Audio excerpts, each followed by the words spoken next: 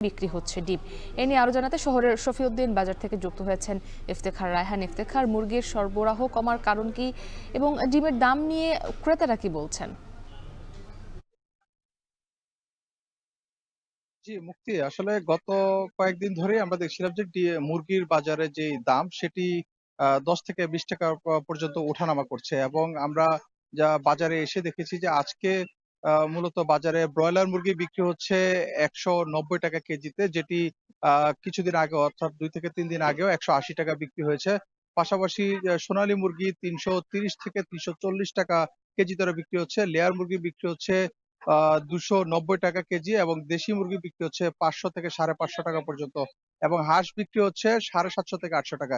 এবং এই যে মুরগির দাম হঠাৎ করেই মানে ৳১০ ৳২০ বাড়ার পেছনে আমরা বিক্রেতাদের সাথে কথা বলেছিলাম। তারা বলছেন যে আসলে এই সময়টিতে বিভিন্ন ধরনের যে বিয়ে সহ যা অন্যান্য যে সামাজিক অনুষ্ঠান সেগুলো বেড়ে যায়। যে কারণে এই সময়টিতে বাজারে যে সোনালী মুরগির সেটির কিন্তু চাহিদা সবচাইতে বেশি থাকে।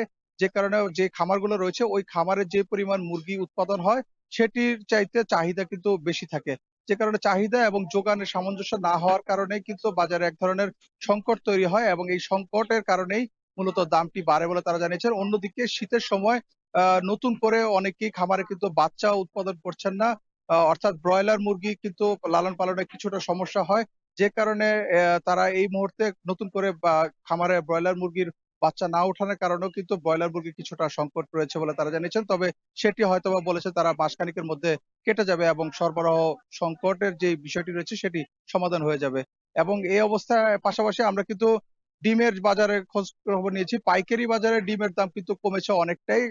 সরকারের যে যৌক্তিক দর নির্ধারণ করে দেওয়া ছিল তার থেকেও কম দামে আ পাইকারি বাজারে ডিমের দাম কমেছে। অর্থাৎ ৳১০ কিংবা ৳১০.১০ ডিম পাইকারি বাজারে বিক্রি হলেও সেটি খুচরা বাজারে বিক্রি হচ্ছে কিন্তু ৳১২.৫ অর্থাৎ ৳৫০ হালি বিক্রি হচ্ছে, যেটি কিন্তু সর্বোচ্চ মূল্য নির্ধারণ করা ছিল ৳১২।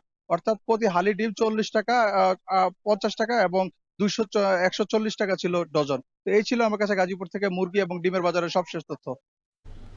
ইফতেখার রায়হান যুক্ত ছিলেন গাজীপুর থেকে। এখন